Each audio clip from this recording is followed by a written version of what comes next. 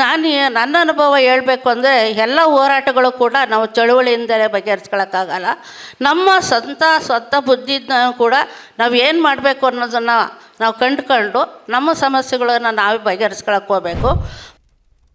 1982ರಲ್ಲಿ professor BK ಅವರು ದಲಿತ ಸಂಘ 70ರ ದಶಕದಲ್ಲಿ ಹುಟ್ಟಿದಂಥ ದಾಸಂಸ ಹೋರಾಟಗಳಲ್ಲಿ ನಾವು ಮಹಿಳೆಯರು ಕೂಡ ಜೊತೆಯಲ್ಲಿ ಹೋಗ್ತಾಯಿದ್ವಿ. ಆದರೆ ಜೊತೆಯಲ್ಲಿ ಹೋಗಿ ಎಲ್ಲದರಲ್ಲೂ ಸಕ್ರಿಯವಾಗಿ ಭಾಗವಹಿಸ್ತಿದ್ವಿ.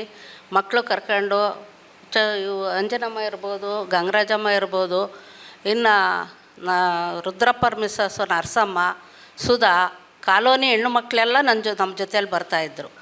ಆದರೆ 82ರಲ್ಲಿ ಜಯನಗರದಲ್ಲಿ ದಲಿತ ಮಹಿಳಾ ಒಕ್ಕೂಟನ ರಚನೆ ಮಾಡಬೇಕಂತ BK ಅವರು ಮತ್ತು ಇಲ್ಲಿ ಬಂದಿರತಕ್ಕಂಥ ಸುಮಾರು ಮಾವಳ್ಳಿ ಶಂಕರ್ ಇರ್ಬೋದು, ನಮ್ಮ H. ಗೋವಿಂದಯ್ಯರು ಇರ್ಬೋದು, ಅರಬೇರ್ ಕೋಟ್ಕನಹಳ್ಳಿ ರಾಮಣ್ಣರು ಇರ್ಬೋದು, ಎಲ್ಲ ಹಿರಿಯ ದಾಸಂಸ ಕಾರ್ಯಕರ್ತರಿಗೂ ನಮ್ಮ ಪರಿಚಯ ಇದೆ.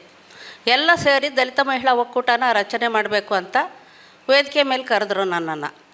ಆಗ ನನ್ನ ವಿದ್ಯಾರ್ಥಿ ಜೀವನದಲ್ಲಿ ಜಾತೀಯತೆಯನ್ನು ಅನುಭವಿಸಿದ ಅನುಭವಗಳನ್ನು ಹೇಳಬೇಕು ಅಂದರೆ ನಂಗೆ 1ನೇ ಕ್ಲಾಸ್ 2ನೇ ಕ್ಲಾಸಿಂದ ಗೊತ್ತಿಲ್ಲ. 5ನೇ ಕ್ಲಾಸ್ಗೆ ಹೋದಾಗ ಎಲ್ಲ ಜಾತಿ ಸವರ್ಣೀಯರ ಜೊತೆ ಕೂರಿಸ್ತಾ ಇರಲಿಲ್ಲ, ಲಾಸ್ಟ್ ಬೆಂಚಲ್ಲಿ ಕೂರಿಸ್ತಾಯಿದ್ರು. ಯಾರಾದರೂ ಇನ್ಸ್ಪೆಕ್ಷನ್ ಬಂದಾಗ ಮಾತ್ರ ನಮ್ಮ ಹೆಣ್ಮಕ್ಳ ಜೊತೆ ಕೂರಿಸ್ತಾಯಿದ್ರು. ಈ ನನ್ನ ಅನುಭವಗಳನ್ನು ಹೇಳ್ಕೊಂಡಾಗ BK ಅವರು ನನ್ನನ್ನೇ ರಾಜ್ಯ ಸಂಚಾಲಕಿಯಾಗಿ ಆಯ್ಕೆ ಮಾಡಿದರು. ಆಯ್ಕೆ ಮಾಡಿದಂಥ ಸಂದರ್ಭದಲ್ಲಿ BK ಅವರು ನಂಗೆ ಲೆಟ್ರ್ ಬರಿತಾಯಿದ್ದರು. ಎಲ್ಲೇ ದಲಿತ ಮಹಿಳೆಯರ ಮೇಲೆ ದೌರ್ಜನ್ಯ ಆಗಲಿ, ಅತ್ಯಾಚಾರ ಆಗಲಿ, ಇದೆಲ್ಲ ನೀನು ಪೇಪರ್ ಸ್ಟೇಟ್ಮೆಂಟ್ ಕೊಡಬೇಕಮ್ಮ, ಎಲ್ಲ ರಾಜ್ಯದ ಸುತ್ತ ಎಲ್ಲ ಓಡಾಡಬೇಕು ಅಂತ ಹೇಳ್ತಾಯಿದ್ರು. ಈಗ ದಲಿತ ಮಹಿಳಾ ಒಕ್ಕೂಟ ರಚನೆ ಆದಮೇಲೆ ತುಮಕೂರಲ್ಲಿ ಒಂದು ಭೂ ಹೋರಾಟನ ಕೈಗೆತ್ಕೊಂಡ್ವಿ. ಗೂಳೂರು, ಹೊನ್ನೇನಹಳ್ಳಿ, ಕಿತ್ಕನಹಳ್ಳಿ, ಈ ಬಗರುಕ್ಕುಂ ಸಾಕು ಬಗ್ಗೆ ದಲಿತ ಸಂಘರ್ಷ ಸಮಿತಿಯರೆಲ್ಲ ಹೋಗಿದ್ದರು. ಆಗ ಸವರ್ಣೀಯರು ಭೂಮಿ ಕಿತ್ಕೊತಾರೆ ಅಂದ್ಬಿಟ್ಟು ನಮ್ಮ ದಾಸಂಸ ಕಾರ್ಯಕರ್ತರನ್ನ ಹೋಗಿದ್ದವ್ರನ್ನೆಲ್ಲ ಹೊಡೆದ್ಬಿಟ್ಟು ಎಲ್ಲ ಆಸ್ಪತ್ರೆಯಲ್ಲಿ ಸೇರಿದ್ರು. ಸೇರಿ ನಮಗೆ ಭೂಮಿ ಬೇಕು ಅಂತ DC ಆಫೀಸ್ ಮುಂದೆ ದೊಡ್ಡ ಒಂದು ಸತ್ಯಾಗ್ರಹನ ಶುರು ಮಾಡಿದರು ದಾಸಂಸ ಕಾರ್ಯಕರ್ತರು. ಸುಮಾರು ತಿಂಗಳುಗಟ್ಟಲೆ ಆದರೂ ಉಪವಾಸ ಮಾಡಿದರೂ ಕೂಡ ನಮ್ಮದು ಭೂ ಹೋರಾಟ ಬಗೆಹರಿಲಿಲ್ಲ. ಆಗ ದಲಿತ ಮಹಿಳಾ ಒಕ್ಕೂಟದಿಂದ ನಾವು ಬೆಂಬಲ ವ್ಯಕ್ತಪಡಿಸ್ಬೇಕು ಅಂತ ಗೂಳೂರು, ಹೊನ್ನೇನಹಳ್ಳಿ, ಕಿತ್ಕನಹಳ್ಳಿ, ಕುರಿಪಾಳ್ಯ, NR ಕಾಲೋನಿ, ಮಂಡಿಪೇಟೆ ಎಲ್ಲ ಸುತ್ತಿ ಸುಮಾರು ಸಾವಿರಾರು ಜನ ಮಹಿಳೆಯರನ್ನ ಒಗ್ಗೂಡಿಸಿ ತುಮಕೂರಿನ ಪ್ರಮುಖ ಬೀದಿಗಳಲ್ಲೆಲ್ಲ ಮೆರವಣಿಗೆ ಮಾಡಿ DC ಆಫೀಸ್ ಆಗ ಹಳೆ ಆಫೀಸ್ ಇತ್ತು. ಆಗ ಎಲ್ಲ ಮಹಿಳೆಯರು ಸೇರಿ DC ಹೋಗಿ DCನ ಕೇಳೋಣ ಬನ್ನಿರಿ ಅಂತ DC ಒಳಗಡೆ ಹೋದ್ವಿ. DC ನಾವು ಹೋದ ತಕ್ಷಣ ಯಾರನ್ನ ಕೇಳಿ ಬಂದ್ರಿ ಅಂದಿದ್ದಕ್ಕೆ ಅನುರಾಧ ಅವರು, ಯಾರನ್ನು ಯಾಕೆ ಕೇಳಬೇಕು, ನೀವು ಯಾಕೆ ಕೂತಿರೋದು, ನಮ್ಗೆ ಉತ್ತರ ಹೇಳ್ರಿ ಅಂತ. ಎಲ್ಲ ಒಬ್ಬೊಬ್ಬರು ಸುಮಾರು ಜನ, ಕೆಲವರು ವಿದ್ಯೆ ಇಲ್ದವರು, ಅಕ್ಕ ಹೇಳಕ್ಕ DC ಜಡೆ ಹಿಡ್ದು ಎಳಿತೀವಿ ಅನ್ನೋವಷ್ಟು ಆಕ್ರೋಶ ಅವರಿಗೆ. ಯಾಕೆ ಅಂದರೆ ನಮ್ಮ ಅಣ್ಣ ತಮ್ಮಂದಿರೆಲ್ಲ ಉಪವಾಸ ಕೂತಿದ್ದಾರೆ, ಆದರೆ ನಮಗೇನು ಇವರು ಪರಿಹಾರ ನೀಡ್ತಾ ಇಲ್ಲ ಅನ್ನೋ ಆಕ್ರೋಶ. ಆಗ ನಾವೆಲ್ಲ ತುಂಬ ಜನ ಮಹಿಳೆಯರಿದ್ದರಿಂದ DC ನಮಗೆ ಎದುರ್ಕೊಂಡು ಹಿಂದ್ಗಡೆ ಬಾಗಿಲಿಂದ ಹೋಗ್ಬಿಟ್ರು. ಅದೊಂದು ದೊಡ್ಡ ಕಾರ್ಯಕ್ರಮ, ನಾವು ತುಮಕೂರಲ್ಲಿ ಮಾಡಿದಂಥ ಕಾರ್ಯಕ್ರಮ. ನಂತರ ಗೂಳೂರು, ಹೊನ್ನೇನಹಳ್ಳಿ ಕಾರ್ಯಕ್ರಮ ಆದಮೇಲೆ ಬೆತ್ತಲೆ ಸೇವೆ ಮೆರವಣಿಗೆ ವಿರುದ್ಧ ನಾವು BK ಅವರೆಲ್ಲ ತುಮಕೂರಿಗೆ ಬಂದು ಮೆಮೊರಂಡಮ್ ಕೊಟ್ಟು ಹೀಗೆ ಎಲ್ಲ ಕಾರ್ಯಕ್ರಮಗಳಲ್ಲೂ ಭಾಗವಹಿಸ್ತಾ ಇದ್ವಿ. ಸುಮಾರು ನಾನು ಬಿಟ್ಟಂಥ ವಿಷಯನ ಅಂಜನಮ್ಮರು ಹೇಳ್ತಾರೆ. ಅಲ್ಲಿಂದ ನಾವು ನಮ್ಮ ಯಜಮಾನರು ಕೆಲಸ ಗೌರ್ಮೆಂಟ್ ನೌಕರರಾಗಿರೋದ್ರಿಂದ ನಾವು ಅರಸೀಕೆರೆಗೆ ಹೋದ್ವಿ. ಅರಸೀಕೆರೆಗೆ ಹೋದ್ಮೇಲೆ ಅಲ್ಲಿ ಅರಸೀಕೆರೆಯಲ್ಲಿ ರಂಗಾಪುರ ಕಾವಲು ಅಂತ ಜಮೀನು ಕಾವಲಿತ್ತು ತುಂಬ. ಅಲ್ಲೇ ದಲಿತರೆಲ್ಲ ಬಂದು ಅಲ್ಲಿ ದಲಿತ ಸಂಘರ್ಷ ಸಮಿತಿ ಶಾಖೆ ಉದ್ಘಾಟನೆ ಮಾಡಿದ್ವಿ. ಅಲ್ಲಿ 4 ಕಡೆ ಕಾಲೋನಿಗಳಿದ್ದು, ಒಂದು ಹಾಸನ ರಸ್ತೆ, ಸುಭಾಷ್ ನಗರ, ಹರಿಜನ ಕಾಲೋನಿಗಳು 4 ಕಡೆ ಇತ್ತು. ಎಲ್ಲರನ್ನು ಸಂಘಟನೆ ಮಾಡಿ ಅಲ್ಲಿ ದಾಸಂಸ ಸಂಘಟನಾ ಸಂಚಾಲಕ, ಖಜಾಂಚಿ ಅಂತ ಮಾಡಿ ಅವ್ರಿಗೆಲ್ಲ ತಿಳುವಳಿಕೆ ಮೂಡಿಸಿ ಆವಾಗ ಅಂಬೇಡ್ಕರ್ ಜಯಂತಿ ಎಲ್ಲ ಆದರೆ ನಾವು ಬುದ್ಧ, ಬಸವ, ಅಂಬೇಡ್ಕರ್ ಜಯಂತಿ ಅಂತ ಎಲ್ಲ ಅಕ್ಕಪಕ್ಕ ಹಳ್ಳಿಗಳೆಲ್ಲ ಕರೆದ್ಬಿಟ್ಟು ನಾವು ದೊಡ್ಡದಾಗಿ ಅಂಬೇಡ್ಕರ್ ಜಯಂತಿ ಮಾಡ್ತಾಯಿದ್ವಿ. ಆ ಸಂದರ್ಭದಲ್ಲಿ ಪೊಲೀಸ್ ಇಲಾಖೆಯವರೇ ಶಾಮಿಯಾನ ಕೊಡಿಸೋದು, ದಾಸಂಸ ಕಾರ್ಯಕರ್ತರಿಗೆ ಊಟದ ವ್ಯವಸ್ಥೆ ಎಲ್ಲ ಮಾಡ್ತಾಯಿದ್ರು. ಹಾಗೆ ಪೊಲೀಸ್ ಸ್ಟೇಷನ್ನಾಗೆ ಎಲ್ಲ ಪೊಲೀಸು ಯಾವುದೇ ಒಂದು ಕಂಪ್ಲೇಂಟ್ ಬಂದರೂ ದಲಿತ ಸಂಘರ್ಷ ಸಮಿತಿಯರಿದ್ದಾರೆ, ಹೋಗಿ ಅವ್ರು ಬಗೆಹರಿಸ್ತಾರೆ ಅಂತ ಕಳಿಸ್ತಾಯಿದ್ರು. ಆ ಮಟ್ಟಕ್ಕೆ ದಾಸಂಸ ಬೆಳೆದಿತ್ತು.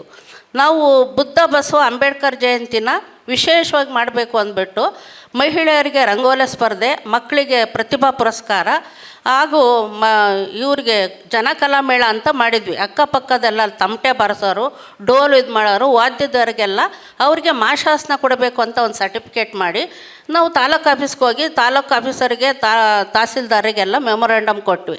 ಅದು ತುಂಬ ಪ್ರಚಾರ ಆಗೋಯಿತು.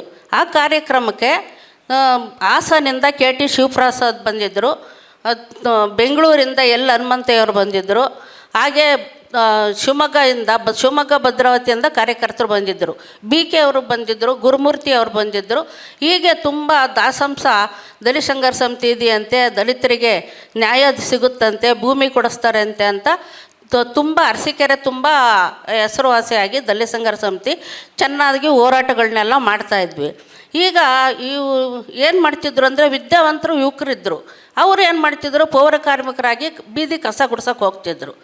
ಏನು ಅಂದರೆ ಒರಿಜಿನಲ್ ಆಗಿರೋರು ಹೋಗಿ ಅಟೆಂಡೆನ್ಸ್ ಕೊಡೋದು, ಇವರು ಹೋಗಿ ಬೆಳಗ್ಗಿಂದ ಸಾಯಂಕಾಲ ತನಕ ಗುಡಿಸ್ಬೇಕಾಯ್ತು. ಅವರಿಗೆ ಒಂದು 500-1000 ರೂಪಾಯಿ ಒಳಗೆ ದುಡ್ಡು ಕೊಡ್ತಾಯಿದ್ರು. ಆಗ ಇವರು ಇವಾಗನೂ ಇದ್ದಾರೆ, ತುಂಬಾಡಿ ರಾಮಣ್ಣ ಅಂತ, ಲೇಬರ್ ಇನ್ಸ್ಪೆಕ್ಟರ್ ಆಗಿದ್ದರು. ಅವ್ರ ಕಡೆ ಇದ್ದ ಅವರಿಗೆಲ್ಲ ಕ್ಲೀನಿಂಗ್ ಸರ್ಟಿಫಿಕೇಟ್ ಕೊಡಿಸಿ ಆಗ 97-ನೇ ಇಸ್ವಿಲಿ ಬಸ್ ಸ್ಟ್ಯಾಂಡಾಗೆ ಕ್ಲೀನ್ ಮಾಡೋರಿಗೆ ಸರ್ಕಾರನೇ ಸಂಬಳ ಕೊಡ್ತಾಯಿತ್ತು. ಅವ್ರಿಗೆಲ್ಲ ಕ್ಲೀನಿಂಗು ಲೈಸೆನ್ಸ್ ಕೊಡಿಸಾದ್ಮೇಲೆ ಅವರೆಲ್ಲ ಅರಸೀಕೆರೆಯಲ್ಲಿ, ಚನ್ನರಾಯಪಟ್ಟಣದಲ್ಲಿ, ಹಾಸನದಲ್ಲಿ ಕ್ಲೀನಿಂಗ್ ಲೈಸೆನ್ಸ್ ತಗೊಂಡು ಕೆಲಸ ಮಾಡಿಸ್ತಾಯಿದ್ರು.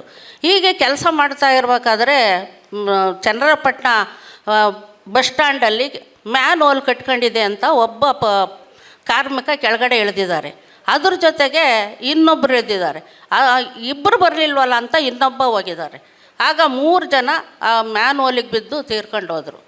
ಆಗ ಒಬ್ಬರು ಅರಸೀಕೆರೆ ನರಸಿಂಹರಾಜು ಅನ್ನನಿಗೆ 3 ಜನ ಮಕ್ಕಳು, ಒಂದು ಮಗು 4 ವರ್ಷ, ಒಂದು ಮಗು 2 ವರ್ಷ, ಇನ್ನೊಂದು ಮಗು 10 ತಿಂಗಳು ಮಗು ಹಾಲು ಕುಡಿತಾ ಇತ್ತು. ಆ ಮಹಿಳೆಗೆ, ನರಸಿಂಹರಾಜು ಹೆಂಡತಿಗೆ ವಿದ್ಯೆ ಗೊತ್ತಿಲ್ಲ, 3 ಮಕ್ಕಳು ಸಾಕಬೇಕಾಗಿತ್ತು. ಆಗ ನಾನು ಚನ್ನರಾಯಪಟ್ಟಣಕ್ಕೆ ಹೋಗ್ಬಿಟ್ಟು ಪೊಲೀಸ್ ಸ್ಟೇಷನ್ಗೆ ಹೋಗಿ ಮಾಜರ್ ಕಾಪಿ ತಗೊಂಡು ಡೆತ್ ಸರ್ಟಿಫಿಕೇಟ್ ತಗೊಂಡು ಆ ಅಮ್ಮಂದು ಈಗ ಈ ಥರ ನಮ್ಮ ಇದು ಒಬ್ಬ ಕಾರ್ಮಿಕ ಸತ್ತೋಗಿದ್ದಾರೆ, ಅವ್ರಿಗೆ ನೀವು ಪರಿಹಾರ ಕೊಡಿಸ್ಬೇಕಂತ ಲೇಬರ್ ಕೋರ್ಟಿಗೆ ಹಾಕಿದೆ. ಕೋರ್ಟಿಗೆ ಹಾಕಿದ್ಮೇಲೆ ಆ ಮಹಿಳೆ ಒಬ್ಬಳೇ ಹೋಗೋಕ್ಕಾಗ್ತಾ ಇರಲಿಲ್ಲ. ಅವಳ ಜೊತೆಗೆ ಹಾಲು ಕುಡಿಯೋ ಮಗು ಜೊತೆಗೆ ನಾನು ಅವಳು ಇಬ್ಬರು ಸುಮಾರು 8 ವರ್ಷ ಸತತವಾಗಿ ಕೋರ್ಟಿಗೆ ಓಡಾಡಿದ್ವಿ. ಕೋರ್ಟಿಗೆ ಹೋಗಿ ಓಡಾಡಿದ ಮೇಲೆ ಅವಳಿಗೆ ಎಷ್ಟು ಲಕ್ಷ ಶಾಂಕ್ಷನ್ ಆಗಿತ್ತು ನಮಗೆ ಕರೆಕ್ಟಾಗಿ ಹೇಳಲಿಲ್ಲ ಲಾಯರು. ಸುರೇಶ್ ಲಾಯರ್ ನಾನು 2.5 ಲಕ್ಷ ಕೊಟ್ಟ. ಆ 2.5 ಲಕ್ಷ ಕೊಟ್ಟು ಅದರಲ್ಲಿ ಸುಮ್ಮನೆ ಮಾಡಿದರು. ಮಧ್ಯಸ್ಥಿಕೆಯಲ್ಲಿ ಎಷ್ಟು ತಿಂದ್ಕೊಂಡ್ರೋ ಗೊತ್ತಿಲ್ಲ. ಈ ಒಂದು ಘಟನೆಯಿಂದ ಅಯ್ಯೋ ನೋಡು ಅವರು ಸತ್ತೋದ್ರು, ಅವ್ರಿಗೆ ದುಡ್ಡು ಕೊಡಿಸಿದ್ರು ಅಂತ ಹೇಳ್ಬಿಟ್ಟು ಎಲ್ಲ ಕಡೆ ನನ್ನ ಗಂಗಮ್ಮರ ಹತ್ರ ಹೋಗಬೇಕು ಅಂತ ಅಕ್ಕಪಕ್ಕ ಹಳ್ಳಿ ಜನಗಳೆಲ್ಲ ಬರ್ತಿದ್ರು. ಈಗ ರಂಗಾಪುರ ಕಾವಲು ಸಮಸ್ಯೆ ಏನು ಅಂದರೆ, ಅಲ್ಲಿ ರಂಗಾಪುರ ಕಾವಲಲ್ಲಿ ಜಮೀನಿತ್ತು, ಅದರ ದಲಿತರಿಗೆ ಜಮೀನು ಇರಲಿಲ್ಲ. ಆಗ ತಾಲೂಕು ಆಫೀಸಲ್ಲಿ ದಲಿತರಿಗೆ ಭೂಮಿ ಕೊಡಿ ಬಗರುಕ್ಕುಂ ಸಾಗು ಮಾಡ್ಯವ್ರೆ ಅಂತ ಧರಣಿ ಸತ್ಯಾಗ್ರಹ ಎಲ್ಲ ಮಾಡಿದ್ವಿ. ಆದರೆ ಧರಣಿ ಸತ್ಯಾಗ್ರಹದಿಂದ ಆ ಸಮಸ್ಯೆ ಬಗೆಹರಿಲಿಲ್ಲ. ಲಾಸ್ಟಿಗೆ ಕೋರ್ಟಿಗೆ ಹಾಕಿ ಈಗ ತಲಾ ಒಂದು 20 ಜನ ಕುಟುಂಬಗಳು ತಲಾ 4 ಎಕರೆ ಜಮೀನು ಮಂಜೂರಾಗಿದೆ. ಅವರೆಲ್ಲ ಇವಾಗ ತಮ್ಮ ಜಮೀನುಗಳಲ್ಲಿ ಮನೆ ಕಟ್ಕೊಂಡು ಹೋರಾಟದ ಫಲವಾಗಿ ಇವತ್ತು ನೆಮ್ಮದಿ ಜೀವನ ಮಾಡ್ತಾಯಿದ್ದಾರೆ. ಈಗ ದಲಿತ ಸಂಘರ್ಷ ಸಮಿತಿ ಚಳುವಳಿನಲ್ಲಿ ನಾವು ಬಹಳಷ್ಟು ಚಳುವಳಿನಲ್ಲೇ ನಾವು ನ್ಯಾಯ ಕಂಡ್ಕೊಳ್ತೀವಿ ಅಂತ ಸಾಧ್ಯ ಇಲ್ಲ. ಯಾಕೆ ಅಂದರೆ ಅದಕ್ಕೆ ಕೆಲವು ಸಾರಿ ನಾವು ಕೋರ್ಟು ಕಚೇರಿನೂ ಓಡಾಡಬೇಕಾಗುತ್ತೆ. ಈಗ ಈ ಸಂದರ್ಭದಲ್ಲಿ ದಲಿತ ಸಂಘರ್ಷ ಸಮಿತಿಯಿಂದ ಪಿರಿಯಾಪಟ್ಟಣದಲ್ಲಿ ಒಂದು ಶಿಬಿರ ಏರ್ಪಡಿಸಿದರು. ಆ ಶಿಬಿರಕ್ಕೆ ತುಮಕೂರು ಕಾರ್ಯಕರ್ತರು ಎಲ್ಲ ಕಡೆಯಿಂದನೂ ಹೋಗಿದ್ದಂಥ ಸಂದರ್ಭದಲ್ಲಿ ಬೆಳಿಗ್ಗೆನೇ ಒಬ್ಬರು ಸ್ನಾನ ಮಾಡೋಕ್ಕೋಗಿ ಆಡ್ಯ ಸೋಮಶೇಖರ್ ಅಂತ ಸುಳಿಗೆ ಸಿಕ್ಬಿಟ್ಟು ಸತ್ತೋದರು. ಆಗ ಏನು ಮಾಡಿದರು, ಒಬ್ಬರು ಸತ್ತೋದರಲ್ಲ ಅಂತ ಅವ್ರ ಶವನ ಅವರು ಮನೆಯವರಿಗೆ ಹಸ್ತಾಂತರಿಸ್ಬಿಟ್ಟು ಶಿಬಿರನ ಕ್ಯಾನ್ಸಲ್ ಮಾಡಿದರು. ಶಿಬಿರ ಕ್ಯಾನ್ಸಲ್ ಮಾಡಿ ಪಿರಿಯಾಪಟ್ಟಣದಿಂದ ಎಲ್ಲರೂ ಅವ್ರವ್ರ ಊರುಗಳಿಗೆ ಹೋಗ್ರಿ ಅಂದರು. ನಮಗೆ ಅವಾಗ 3 ಜನ ಮಕ್ಕಳು, 1 ವಾರ ಇರ್ತೀವಂತ ಬಟ್ಟೆ ಬರೆ ಎಲ್ಲ ತಗೊಂಡು ಹೋಗ್ಬಿಟ್ಟಿದ್ವಿ.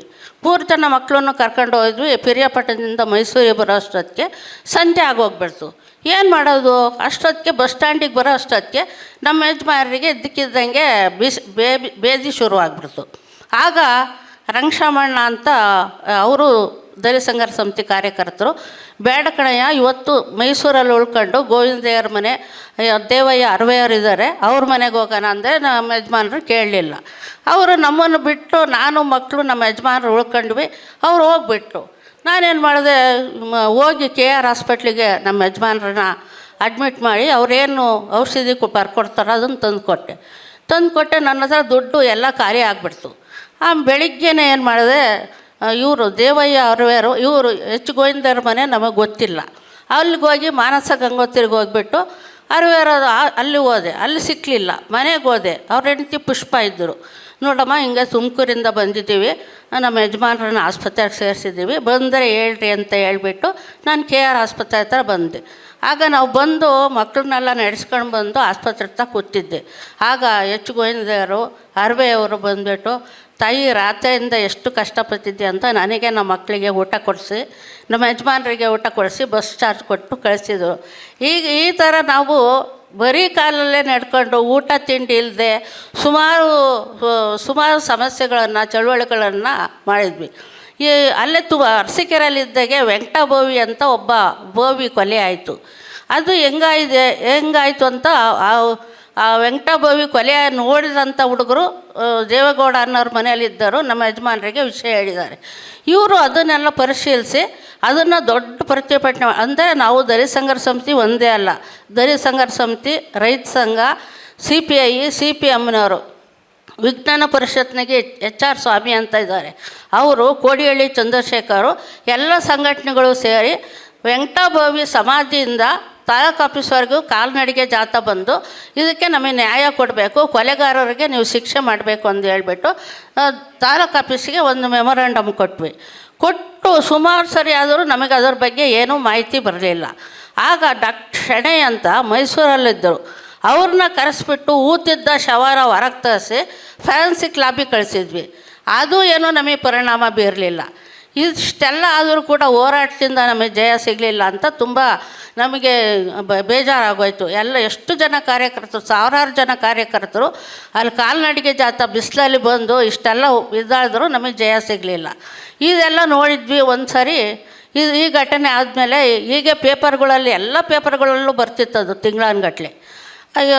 ಈ ಸಂಘಟನೆ ಕೆಲಸ ಮಾಡ್ತಾಯಿದ್ದರು, ಅಕ್ಕಪಕ್ಕ ಹಳ್ಳಿಗಳೆಲ್ಲ ಬರ್ತಾನೆ ಇದ್ದರು. ಇನ್ನೊಂದು ಸರಿ ನನ್ನ ಮಗಳು ಅವಾಗ 6ನೇ ಕ್ಲಾಸ್ ಓದ್ತಾಯಿದ್ಲು. ಒಬ್ಬರು ಡಾಕ್ಟ್ರು ದಂಪತಿಗಳ ಮನೆಯಲ್ಲಿ 12 ವರ್ಷದ ಪದ್ಮ ಅನ್ನೋ ಹುಡುಗಿ ಕೆಲಸ ಮಾಡ್ತಾಯಿದ್ಲು. ಆ ದಂಪತಿಗಳು ಆ ಹುಡುಗಿಗೆ ಬರೆ ಹಾಕ್ಬಿಟ್ಟಿದ್ದಾರೆ. ಅದನ್ನು ನೋಡಿ ಅವ್ರ ಸಹಪಾಠಿ ಪಾವರ ನೋಡು ಇಲ್ಲಿ ಒಂದು ಹುಡುಗಿಗೆ ಈ ಥರ ಮಾಡಿದ್ದಾರೆ ಅಂತ ಆ ಹುಡುಗಿನ ನಮ್ಮನೆ ಕರ್ಕೊಂಬಂದರು. ನಾವು ಆ ಹುಡುಗಿ ಯಾರು ಬರೆ ಹಾಕಿದ್ರೋ ಅವ್ರ ಹೆಸರು ಪರಿಮಳ ಅಂತ, ಡಾಕ್ಟರ್ ಪರಿಮಳ ಯಬ್ನಜ ಅಂತ, ಗಂಡ ಹೆಂಡತಿ ಇಬ್ಬರು. ಅವ್ರ ವಿರುದ್ಧ ಪೊಲೀಸ್ ಕಂಪ್ಲೇಂಟ್ ಎಲ್ಲ ಕೊಟ್ಟು ಪೊಲೀಸ್ ಸ್ಟೇಷನಿಗೆ ಕರೆಸಿ ಆ ಹುಡುಗಿಗೆ ಪರಿಹಾರ ಕೊಡಿಸಿ ಪರಿಹಾರದ ದುಡ್ಡನ್ನ ಹುಡುಗಿಗೆ 10 ವರ್ಷ ಆದಮೇಲೆ ಬಿಡಿಸಿ ಮತ್ತೆ ಹುಡುಗಿಗೆ ಕೊಟ್ಬಿಟ್ಟು ಅಲ್ಲೇ ಅರಸೀಕೆರೆ ಇರೋವರೆಗೂ ಕೂಡ ಎಲ್ಲ ವಿಷಯದಲ್ಲೂ ಎಲ್ಲೇ ದಲಿತ ಸಂಘರ್ಷ ಸಮಿತಿ ಹೋರಾಟಗಳ ಬಗ್ಗೆ ನಾವು ಜನಗಳಿಗೆ ತಿಳುವಳಿಕೆ ಕೊಟ್ಟು ಅಕ್ಕಪಕ್ಕ ಹಳ್ಳಿಗಳಿಗೆಲ್ಲ ಭೂ ಹೋರಾಟದ ಬಗ್ಗೆ ಮತ್ತು ಜಾತಿ ಹತ್ಯೆ ಮಾಡೋದ್ರ ಬಗ್ಗೆ ಎಲ್ಲ ಹೋರಾಟಗಳನ್ನು ಮಾಡಿ ಅಲ್ಲಿಂದ ಮತ್ತೆ ನಮ್ಮನೆಯವರಿಗೆ ಪಾವಗಡಕ್ಕೆ ಟ್ರಾನ್ಸ್ಫರ್ ಆಯಿತು. ಹಾಗಾಗಿ 2008ನೇ ಇಸ್ವಿಲಿ ನಾವು ಮತ್ತೆ ತುಮಕೂರಿಗೆ ಬಂದ್ವಿ. ಹೀಗೆ ನಾವು 10-20 ವರ್ಷಗಳ ಕಾಲ ದಲಿತ ಚಳುವಳಿಗೆ ದಲಿತ ಹೋರಾಟಗಳಲ್ಲಿ ಭಾಗಿಯಾಗಿದ್ದೀವಿ. ನನ್ನ ಅನುಭವ ಹೇಳಬೇಕು ಅಂದರೆ ಎಲ್ಲ ಹೋರಾಟಗಳು ಕೂಡ ನಾವು ಚಳುವಳಿಯಿಂದಲೇ ಬಗೆಹರಿಸ್ಕೊಳ್ಳೋಕ್ಕಾಗಲ್ಲ. ನಮ್ಮ ಸ್ವಂತ ಬುದ್ಧಿನ ಕೂಡ ನಾವು ಏನು ಮಾಡಬೇಕು ಅನ್ನೋದನ್ನು ನಾವು ಕಂಡುಕೊಂಡು ನಮ್ಮ ಸಮಸ್ಯೆಗಳನ್ನು ನಾವೇ ಬಗೆಹರಿಸ್ಕೊಳಕ್ಕೆ ಹೋಗಬೇಕು. ಪ್ರಶ್ನೆ ಕೇಳ್ತಾ ಕೂತ್ಕೊಂಡ್ರೆ ನಮ್ಮ ಸಮಸ್ಯೆ ಬಗೆಹರಿಯಲ್ಲ. ಅದಕ್ಕೆ ಇಷ್ಟು ಹೇಳಲಿಕ್ಕೆ ನಾನು ಇಷ್ಟಪಡ್ತಾಯಿದ್ದೆ.